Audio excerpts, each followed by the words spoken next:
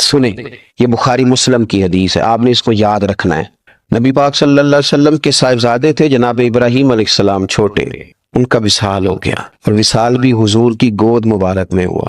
یہ اولاد آدمی کو نا کمزور کر دیتی ہے۔ حضرت انس بن مالک کہتے ہیں حضور اتنا روئے کہ مقدس داڑھی مبارک آنسوؤں سے بھر گئی۔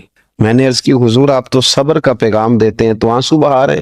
تو حضور نے فرمایا انس میرا بیٹا چلا گیا یار، اور آنسو محبت کی علامت ہیں، ویسے میری زبان پر وہی ہے جس سے میرا رب راضی ہوتا ہے۔ یعنی اس طرح کی کیفیت، اور یہ بخاری مسلم ہے۔ جس دن صاحبزادے کا وصال ہوا نا، اسی دن ہی اتفاق کی بات یہ ہوئی کہ سورج کو گرہن لگ گیا۔ اب کچھ لوگوں نے بات کو جوڑ دیا، کہنے لگے کہ آج چونکہ حضور کے صاحبزادے وصال کر گئے تو سورج کو گرہن بھی ہو گیا، لیکن حضور چونکہ داعیہ اللہ ہے، حضور محسن ہے، نظریات کو محفوظ رکھنا ہے، غم کی کیفیت ہے، آج داڑھی مبارک آنسوؤں سے بھری ہوئی ہے، تو کریم رسول نے جمعے کا انتظار نہیں کیا کہ جمعہ آئے گا تو لوگوں کو بتا دوں گا، فرمایا جمع کرو بھی سب کو مسجد میں۔ لوگ مسجد میں جمع ہوئے تو حضور نے عقیدے کے تعلق سے لوگوں کی اصلاح فرمائی۔ حضور فرمانے لگے جب چاند یا سورج کو گرہن لگے تو استغفار پڑھا کرو، تسبیحات پڑھا کرو، نوافل پڑھا کرو۔ فرمایا یہ سورج اور چاند کو جو گرہن لگتا ہے یہ اللہ کی نشانیوں میں سے نشانی ہوتا ہے۔ کسی شخص کے دنیا سے جانے کا چاند اور سورج کے گرہن سے کوئی تعلق نہیں ہوا کرتا، اس کا اس کے ساتھ کوئی رشتہ۔ تم استغفار پڑھو، تم اللہ اللہ کرو۔ نبی پاک صلی اللہ تعالیٰ علیہ وسلم نے نظریات کی صفائی پر زور دیا۔ لوٹ آئیں اپنے دین کی جانب۔ اس سال رمضان کے ماہ مبارک میں دنیا داروں کو چھوڑ کے رب کی طرف متوجہ نہ ہو، اس کریم کی بارگاہ میں اپنی ساری تکلیفیں بیان نہ کرے، بیمار بھی آئے، مقروض بھی آئے، تنگ دست بھی آئے، بے اولاد بھی آئے، کمزور بھی آئے، سارے جھکیں، روزہ رکھ کے، تراویح پڑھ کے، قرآن پڑھ کے، اپنے سارے دکھ اپنے مالک کے حضور بیان کر کے اس ماہ مبارک کی حالات میں اس سے بخشش کا سوال کریں، رحمت کا سوال کریں، کرم کا سوال کریں۔ وہ بڑا ہی کریم ہے۔ حضور فرماتے ہیں، رب کہتا ہے مجھے حیا آتی ہے میرا بندہ ہاتھ اٹھائے اور میں اس کے ہاتھ خالی واپس کر، بس آنے کی دیر ہے۔ اور ایک مقام پہ اللہ کے حبیب علیہ السلام نے فرمایا بندہ جب اعتراف گناہ کر کے معافی مانگتا ہے اللہ فوراً ہی اسے معاف فرما دیا کر۔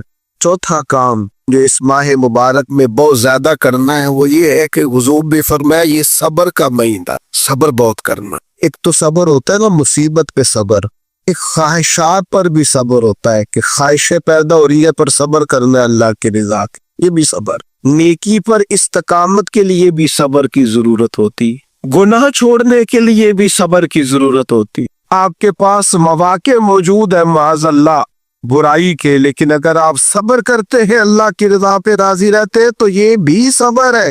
نبی پاک علیہ السلام نے روزہ دار کو صبر کرنے کا کہا، فرمایا تو تم نے کوئی بےہودہ بات نہیں کرنی، کوئی گالم گلوچ نہیں کرنی، اور اگر کوئی تم سے لڑائی جھگڑا کرے، کوئی بےہودہ بات کرے تو تم نے کیا کہنا ہے؟ انی صائم مرتين، تم نے 2 مرتبہ کہنا ہے بھائی میں تو روزہ دار۔ کوئی جھگڑا کرنا چاہے، لڑائی کرنا چاہے، برا بھلا کہے، کوئی الجھانا چاہے تو کہنا انی صائم، میں روزہ دار ہوں۔ یہ وظیفہ یاد کریں گے؟ کیا کہنا ہے؟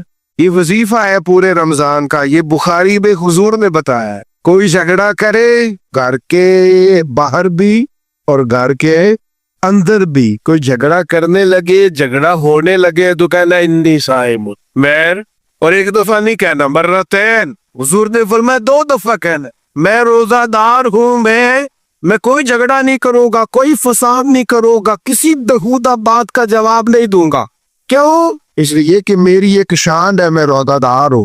حضرت عبداللہ ابن عمر رضی اللہ تعالیٰ عنہ بیمار ہو گئے، شدید علیم تھے، طبیعت مبارک میں کمزوری آ گئی، کچھ کھانے کو دل نہیں کرتا تھا، گھر والے بار بار کہتے کچھ کھا لیجئے، کچھ کھا لیجئے، نہیں کھاتے تھے۔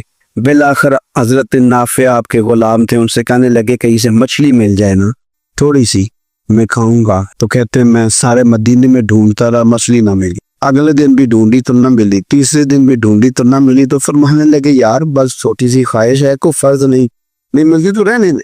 کہتے چوتھے دن مچھلی مل گئی، میں 1.5 دینار کی مچھلی لا کے حضرت عبداللہ ابن عمر رضی اللہ تعالیٰ عنہ کے سامنے جو مچھلی رکھی تو آپ نے لقمہ روٹی کا توڑا تھا، مچھلی کو لگانے لگے کہ دروازے پہ فقیر نے آ کے آواز دی کچھ کھانے کو دو. تو حضرت عبداللہ ابن عمر نے روک لیا اور ہنسے. کئی دفعہ دے ہم بھی دیتے ہیں پر ہمارا چہرہ دیکھنے والا ہوتا ہے، اتنے ہم غصے میں ہوتے ہیں دے دیتے ہیں، لیکن جو چلوٹیں ہوتی ہے نا چہرے والی وہ گنی نہیں جاتی. ہنسے اور میں دیکھو میرا اللہ کتنا کریم ہے، وہ مجھے بچانا چاہتا ہے، اتنا بار دیا جا کے. تو خادم اب حکم کا پابند تھا، وہ لیت اللہ تو کر نہیں سکتا تھا، وہ گیا اور جا کے دے آیا. فقیر جب سارے محلے سے آٹا اکٹھا کر لیتے تو پھر ایک جگہ جا کے بیچتے بھی ہیں. یہ دے آیا، وہ 2 گلیاں آگے گزرا تو وہ پیچھے دوڑا گیا. میں نے کہا سچ بتا کھانی ہے کہ بیچنی ہے؟ وہ کہنے لگا جو بھی سبب لگ جائے کر جاؤں گا، آپ نے دے جو دی ہے. تو کہتے ہیں میں نے اسے کہا کہ یہ 1.5 دینار کی میں نے خریدی تھی، اگر تو 2 دینار کی مجھے بیچ دے. کہا کل مچھلی مدینے میں مل نہیں رہی تو میں اپنی آقا کو دے دوں گا، وہ یہی کھائیں گے، بیمار ہے. تو کہنے لگا جی بسم اللہ، مجھے کیا اعتراض ہے، 2 دینار مل رہے ہیں، 1.5 کی مچھلی، اور 1.5 کی بھی کسی نے نہیں خریدنی تھی، اب تو پک گئی.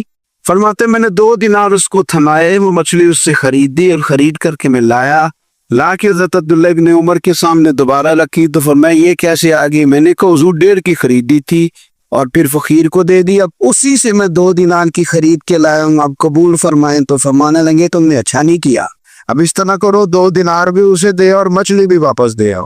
عرض کی حضور کیوں؟ فرما تم نے قرآن نہیں پڑھا؟ حضور پڑھایا. فرما رب فرماتا ہے لن تنالوا البر حتی تنفقوا مما تحبون، تم بھلائی کو اس وقت پہنچو گے جب اپنی پیاری چیز راہ خدا میں خرچ کر. امام غزالی میں لکھا ہے، فرمانے لگا دیا تو وہ حضرت نافع کہتے ہیں میں دینے گیا، دے کے واپس آیا تو کچھ پریشان تھا کیونکہ مجھے بھی 4 دن ہو گئے تھے نا تلاش کرتے، تھوڑی طبیعت میں مایوسی تھی کہ اتنی محنت سے میں نے لایا اور آپ نے واپس کر دی. تو حضرت عبداللہ ابن عمر نے مجھے قریب بٹھایا، پھر مجھے تھپکی دی. فرمانے لگے پتر میں نے ویسے بھی کبھی جھوٹ نہیں بولا، راز کر تو میں ویسے ہی بیمار ہوں، ٹائم ہی نہیں، وقت ہی نہیں، موقع ہی نہیں جھوٹ بولنے کا. میں تجھے سچ بتاؤں، مجھے مچھلی کھا کے اتنا سکون نہیں ہونا تھا کہ اتنی اللہ کے راستے میں خیرات کھا کے مجھے سکون. تو تجھے تو میری راحت سے غرض ہے نا کہ مجھے راحت کیسے ہوتی ہے، تو مجھے سکون ملا ہے راہ خدا میں دے. میں نفسانی خواہش پوری کر لیتا تو یہ میرا نفس کا پھر مجھ سے مچھلی مانگتا. پرسوں کہتا نہیں چھوٹے گوشت کی یخنی بھی چاہیے. ہم لوگ الجھ گئے ہیں، بہت بڑے قیدی ہیں اپنے آپ کے، بڑے قیدی، سارا دن اپنی خواہشات کی تکمیل میں بھاگے رہتے. بڑے بڑے سونے نوجوان، میں ان پہ تنقید نہیں کرتا، مجھے ان پہ ترس آتا ہے. جب میں رات کے اندھیروں میں انہیں ٹیلی فون لے کے چوکوں میں کھڑے دیکھتا ہوں تو مجھے رحم آتا ہے. میں کہتا ہوں دیکھو نفس کی خواہش کے پیچھے یہ کیا مسنن، آخر کیا ہے اس میں؟ ایک عورت کے پیچھے تباہ کر لیا اپنے آپ کو. یعنی زیادہ سے یہ کوئی مقصود ہے، یہ کوئی مقصد ہدیات ہے کہ جس کو مقصد بنا لی ہے؟ میرے عزیز بات کو سمجھ لیں، اتنا خوبصورت آدمی ہے اور اتنا اس کا اونچا قد کاٹ ہے، اور کیا کس کے پیچھے یہ بھاگا ہوا ہے؟ بڑا سمجھدار، دانشور، عقل مند آدمی، زیرو بندہ، لیکن اس کا سٹیٹس آپ یہ ملاحظہ کریں کہ وہ 20-40 ہزار کی خاطر جھوٹ بولتا ہے. اے اللہ تو نے بڑا کچھ دیا تھا پر میں شکر ادا اس پر بھی. ہمارا تو اب یہ حال ہے کہ جو ہمارے پاس چیزیں ہیں وہ ہم کہتے ہیں یہ تو میرا حق تھا، لیکن جو نہیں وہ مجھے فٹافٹ ملنی چاہیے. مطلب اگر میرے پاس صحت ہے تو اس کو میں اپنا حق سمجھ لیتا ہوں کہ یہ تو میرا، یہ چونکہ ٹھیک ہے جی یہ تو صحیح ہے، تندرستی ہے یہ تو ٹھیک ہے، لیکن کار کوئی نہیں، وہ ذرا مل جانی چاہیے. اولاد تو میرے پاس ہے، وہ تو میرا حق تھا، میرا رائٹ تھا، معاذ اللہ وہ تو ہم نے حق بنا لیا. اور میرے پاس بنگلہ کوئی نہیں، وہ مجھے فٹافٹ مل جانا چاہیے. بھئی یہ کس طرح تیرا حق تھا، کس حساب سے؟ یعنی جو چیزیں ہیں ان کو سنبھالنے کی فکر نہیں ہے، اور جو نہیں ہے ان کے طلب کی فکر لگی ہوئی ہے. شکر نعمت کو محفوظ کر دیتا ہے، شکر نعمت کو محفوظ کر دیتا ہے، اور ناشکری نعمت کو لَإِن شَكَرْتُمْ لَأَزِيدَنَّكُمْ وَلَئِن كَفَرْتُمْ إِنَّ عَذَابِي لَشَدِيدٌ. اللہ فرماتے شکر کر میں تیری نعمتوں میں اضافہ کر دوں گا، اور ناشکری کرے گا تو عذاب دوں گا. شکر نہیں نہ ہوتا، شکر نہیں ہوتا. دیکھیں نا 100 रुपए अब्बा जी ने दिया एक बच्चे को और उसको कहा कि जा दुकान से कुछ चीज ले आ, तो वो 100 रुपया उसने रास्ते में जाते ही कहीं फाड़ दिया या गवा दिया, तो अब वो वालिद से दोबारा 100 मांगता है, तो वालिद कहता है कि पहले 100 का तूने क्या किया। नहीं समझ आई आपको मेरी बात?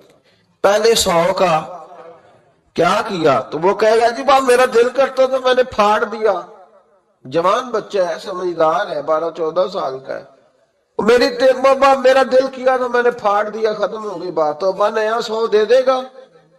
सुभान अल्लाह। कितने खुश हो के आप कह रहे हैं नहीं दे देना, ये कैसे हो सकता है भाई? करोड़पति बालक भी हो तो 100 का नोट दोबारा देता क्यों? बाप बेटा नहीं उसका, प्यार नहीं, क्यों नहीं दे रहा? वो कहता तूने मेरे पहले 100 की कदर नहीं डाली, नया तुझे कैसे मिल जाए? तूने ख्याल ही नहीं किया, तूने जद्दोजहद ही नहीं की, तूने। हजरत मुल्ला रूमी ने मिसाल दी है। जनाब रूमी फरमाते हैं कि बगैर मेहनत के लोगों को अल्लाह ने नेमतें दी हैं तो उन्होंने शुक्र ही नहीं अदा किया। अंधे से पूछ आंख की कदर क्या है, पूछ अंधे से, पूछ माजूर से कि टांगों पे चलना कितनी बड़ी नेमत है। कभी पूछ उससे जिसका मकान तो एक कनाल में है पर रोने वाला बच्चा कोई भी नहीं। पूछ उससे जिसकी जेबें दौलतों से भरी हुई है पर कोई नहीं कहता कि अब्बा 10 रुपए देना।